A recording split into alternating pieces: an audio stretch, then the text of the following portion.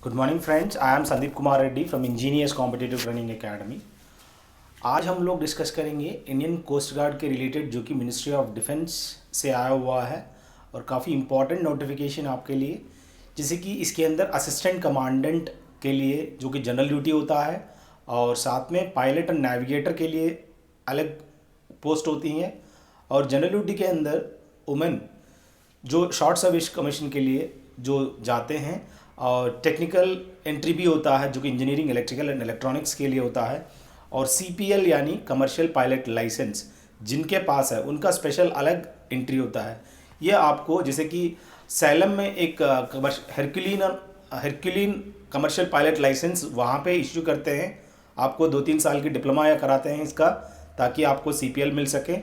आप सीपीएल मिलने के बाद उनको आप आराम से इस एंट्री के थ्रू जा सकते हैं, चाहे एयरफोर्स में हो चाहे कोस्ट गार्ड में हो। अगर आपको कमर्शियल पायलट लाइसेंस चाहिए आप मुझे कांटेक्ट कर सकते हैं। There is an instructor in Herculean जो सैलम के अंदर है। हरक्यूलिन वहाँ पे जो लाइसेंस दिया जाता है और वहाँ पे आपको 2-3 साल की कोर्स कराया जाता है along with the graduation also. So वहाँ पे एक इंस्ट्रक्टर है हमारा जिजो मैथ्यू सर है, जो कि रिटायर्ड है और इंडियन नेवी से वहाँ पे पायलट बन चुका है। So I can give his contact number. और लॉ ब्रांच के लिए भी ये आपके लिए काफ़ी इम्पॉर्टेंट हो सकता है। सो ये जो अप्लीकेशंस है ये ऑनलाइन के थ्रू अप्लीकेशंस एक्सेप्ट करेंगे आप। बहुत ही इंपॉर्टेंट है दोस्तों, काफ़ी कंपटीशन बढ़ गया, ताकि आप लोग सबसे फास्ट जो कि 16 तारीख को आप लोग मॉर्निंग 11 o'clock स्टार्ट हो जाएगा। और डोंट वेट फॉर 26, क्योंकि 16, 17, 18 के अंदर इतनी ज़्यादा कंपटीशन है कि लोग अपने आप फास्टेस्ट मोड में वो लोग कर देते हैं। जल्द से जल्द करने की कोशिश करिए, उसके बाद आपको मौका नहीं मिलेगा। 2-3 दिन के अंदर ही ख़त्म हो जाएगा, वो क्लोज कर देंगे, क्योंकि वो स्लॉट इतना देते हैं लेकिन इतना लोगों को ऑनलाइन में सबमिशन करते हैं तो उनका जो रिक्वायरमेंट है वो पूरा हो जाता है। चलिए स्टार्ट करते हैं नोटिफिकेशन के अंदर क्या क्या दिया है। सबसे पहले मैं बता दूं आप लोगों को, ये जो कि यहाँ के जितने भी एग्जामिनेशन है, ये किताबें हैं, इसके बारे में आप जानने के लिए थोड़ा वेट करिए और मैं आपको बताता हूँ। तब तक हम जितने भी एग्ज़ाम्स है उसका क्या एग्ज़ाम प्रोसीजर है, क्या है, same as usual AFCAT related ही है। और आपका इसके अंदर क्या क्या है जो कि जॉइंट इंडियन कोस्ट गार्ड के अंदर जाके ये आप सबमिट करना होगा। और eligibility criteria as per your जो कि ग्रेजुएशन होना ज़रूरी है। सो जनरल ड्यूटी अगर अप्लाई करते हैं, या यहाँ पे देखिए उसके अंदर जनरल ड्यूटी, पायलट और नेविगेटर 3 अलग अलग है दोस्तों। तो इनकी एंट्री के लिए अगर आप देखा जाए डिग्री मिनिमम होनी चाहिए 60%। अब यहाँ पे mathematics and physics as subject up to intermediate बहुत ज़रूरी है, और ये बहुत ही इंपॉर्टेंट है दोस्तों। इंटरमीडिएट में आपका एमपीसी होना ज़रूरी है, और साथ में class 12th of 10+2+3 scheme of education और equivalent with the minimum of 55% marks in each subject. The candidates who have completed graduation after diploma are also eligible, provided they should possess an aggregate of 55% marks in diploma with physics and mathematics in its curriculum. So जिसने intermediate नहीं किया और बंदा ने diploma कर दिया, diploma के बाद उसने ग्रेजुएशन भी किया, डिप्लोमा में उसका फिजिक्स एंड मैथमेटिक्स था, तो उस बंदा एलिजिबल है। और उस बंदा जो है 55% मार्क्स चाहे इंटरमीडिएट हो चाहे ग्रेजुएशन हो, उसको होना ज़रूरी है। और वुमेन के लिए भी ये एलिजिबिलिटी क्राइटेरिया आप देख लीजिएगा। ये नोटिफिकेशन अगर आपको चाहिए, आप मेरा ये जो टेलीग्राम है, टेलीग्राम के अंदर आपको ये मिल जाएगा। कमर्शियल पायलट लाइसेंस जिनके पास है, और वो जो है यहाँ पे both and male and female सबका should have pass 12th standard और equivalent with the physics and mathematics होना ज़रूरी है।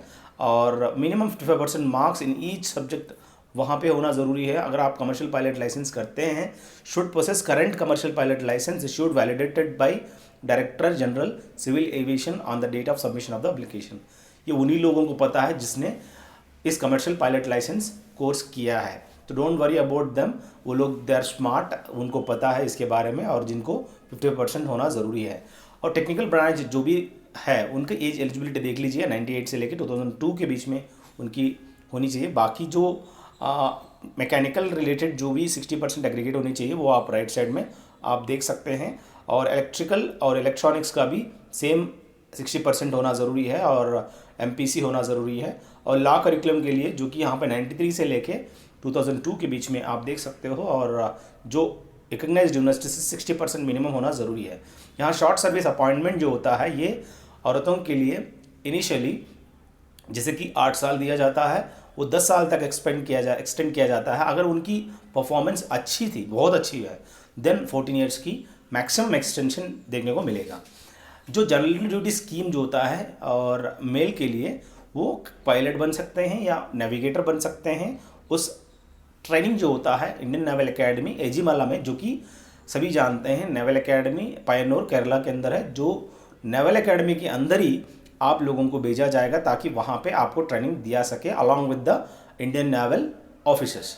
और upper age relaxation for SC/ST candidate जो यहाँ पे दिया गया है, जो कि 5 साल के लिए होता है, और यहाँ maximum 5% relaxation aggregate in degree certificate SC/ST candidates लोगों को मिलता है। वो सभी जानते हैं ये, क्योंकि वो ये सब बना के रखे रहते हैं। और you have to be holding that whatever जो आपका सर्टिफिकेट्स है वो इकोनॉमिकली वीकर सेक्शन का या SC/ST का, वो अपडेटेड होनी चाहिए। यानी कि वो 10 साल पहले से चली आ रहा है, नहीं, वो अपडेट करते जाइए। आप पूछिए कितना साल में आप रिन्यूअल करा सकते हैं, करंट आप रखने की कोशिश करिए। Indian coast guard reserves the right to fix the cut off percentage for issue of PSB call off letter. So ये बहुत ही इंपॉर्टेंट है, ये आप देख लीजिएगा। वैकेंसीज का क्या है, आप यहाँ पे वैकेंसीज भी आप देख सकते हो। अब बात करें एडिशनल एलिजिबिलिटी क्राइटेरिया, अगर कुछ जैसे कि यहाँ पे जो फाइनल ईयर सेमेस्टर वगैरह देते रहते हैं उनके लिए अलग क्राइटेरिया है, आप देख सकते हो। यहाँ पे पायलट एप्टीट्यूड बैटरी टेस्ट होता है, जो computer based pilot selection system होता है। उन लोगों को इस तरह का जो कि ऑब्जर्वर होते हैं और साथ में पायलट ब्रांच होते हैं, उनका अलग ही कुछ लेवल के एग्ज़ाम्स होते हैं। और candidates withdrawn on disciplinary grounds, जो मगजमारी करते हैं, जो गड़बड़ करते हैं, जो इंडिसिप्लिनरी केसेस होते हैं, उनको काफ़ी प्रॉब्लम होता है, उनको बाहर कर दिया जाता है। और कोई भी बंदा अरेस्टेड नहीं होनी चाहिए, क्रिमिनल चार्जेस नहीं होनी चाहिए, ये सब चीज़ें आप देखना ज़रूरी है। सिलेक्शन प्रोसीजर क्या है, ये प्रोसीजर देख लीजिएगा, काफ़ी इंपॉर्टेंट है। अलग अलग स्टेजेस होते हैं, 1 2 3 4 5। वो स्टेजेस क्या है मैं आपको बताऊँगा। अब यहाँ पर स्टेज 1 की बात करें, जो कि स्क्रीनिंग टेस्ट होता है। ये स्टेज 1 जो है, जो कि screening test computer based examination होता है ऑल ओवर द इंडिया। और यहाँ पे आप देख सकते हो अलग अलग ब्रांचेस के लिए ये एग्ज़ाम जो है मैक्सिमम 400 मार्क के लिए होते हैं। 100 सवाल दिया जाता है, यानी एक सवाल का 4 मार्क्स है दोस्तों। और and 1 negative marking for each incorrect answer. यहाँ पे एक ख़त्म हो जाएगा, मतलब अगर आप एक गलती करते हो 1 मार्क चले जाएगा। सो आपको ये पता होनी ज़रूरी है किस में आपको अटेंड करनी है, किसको आप छोड़ना है। अगर आपको लगता है out of the 2 I have the confusion, उसको आप छूने की कोशिश करिए। अगर आपको बिल्कुल नहीं पता तो आप बिल्कुल टच मत करिए, बहुत ही इंपॉर्टेंट है। मैं आपको बता दूं क्या क्या आपको पढ़ना है, बहुत ही इंपॉर्टेंट, मतलब बहुत ही इंपॉर्टेंट है।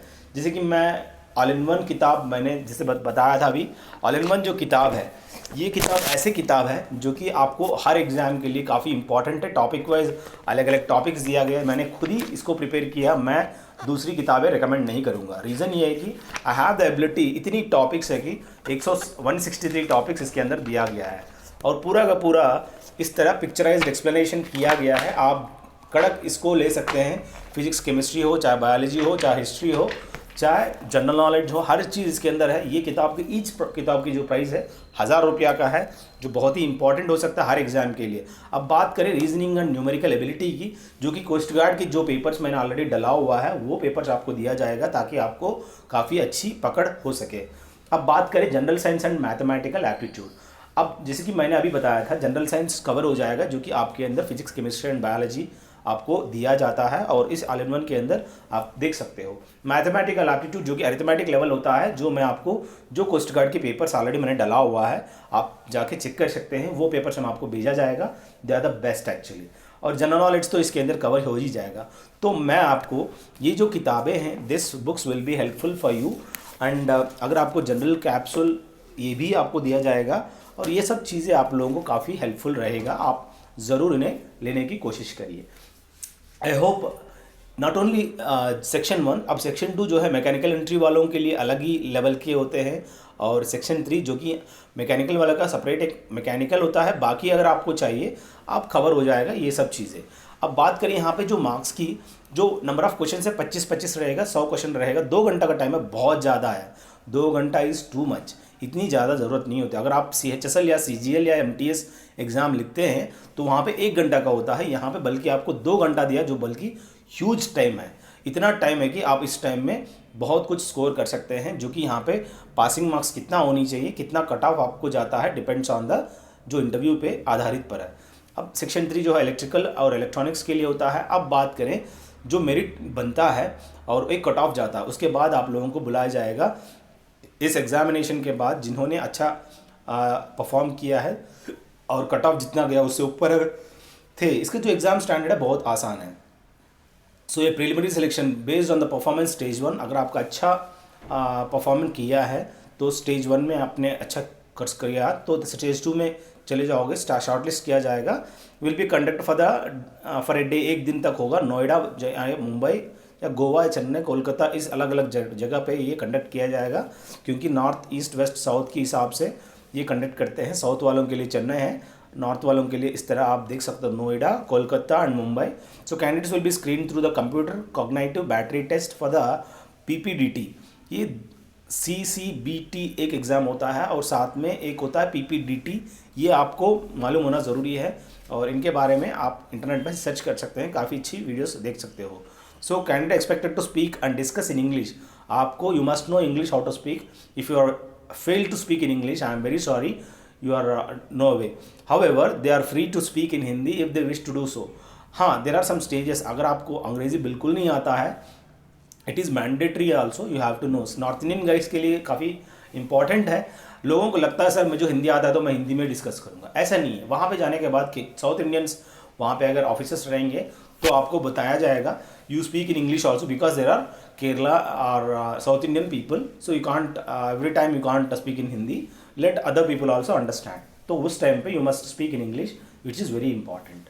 अब बात करें कैंडिडेट्स वेरिफिकेशन भी होगा। अब जब रिपोर्ट करते हैं वहाँ पे फ़ोटो एंड बायोमेट्रिक वेरिफिकेशन होता है और साथ में जो स्टेज 1 और स्टेज 2 का, जो कि वहाँ पे देख सकते हो कहीं भी कुछ प्रॉब्लम होता है, डॉक्यूमेंट्स वगैरह कुछ खराबी है तो आपको रिजेक्शन स्लिप दिया जाएगा। You have to have that rejection slip. Final selection जो बोर्ड होएगा स्टेज 1 एंड स्टेज 2 परफॉर्मेंस के बाद, candidates are required to bring the admit cards जो दिया गया था stage 1 and stage 2 as well as stage 3 का, तीनों का लेके जाना होता है आपको। ये coast guard selection board located at Noida and spans over 5 days. वहाँ पे आपको फाइनल सिलेक्शन बोर्ड 5 दिन का होगा। देखिए स्टेज 2 जो है कुछ दिन के लिए होता है, वो 1 दिन के लिए होता है, वो 1 दिन खत्म हो जाएगा, then you will get result. उसके बाद आपको नोएडा में बुलाया जाएगा। अब नोएडा जो है बुलाने के बाद वहाँ पे 5 दिन का ड्यूरेशन आपको रहना पड़ेगा, शेल्टर वगैरह सब कुछ वही देंगे। वहाँ पे साइकोलॉजिकल टेस्ट होता है, ग्रुप टेस्ट होता है और साथ में इंटरव्यू होता है। ये सब चीज़ें आपको देखने को मिलेगा। फाइनल सिलेक्शन जो रहेगा वो आपको जो मेरिट जो दिया जाएगा जुलाई से लेकर अक्टूबर के बीच में, तो उस टाइम पे आपको फाइनल सिलेक्शन आपको रहेगा। ये जो भी प्रोसेस है। अब स्टेज 4 क्या होता है, ये मेडिकल एग्जामिनेशन होता है। सो यहाँ पे जो स्टेज 1, स्टेज 2, स्टेज 3 ये आपको मालूम होना ज़रूरी है।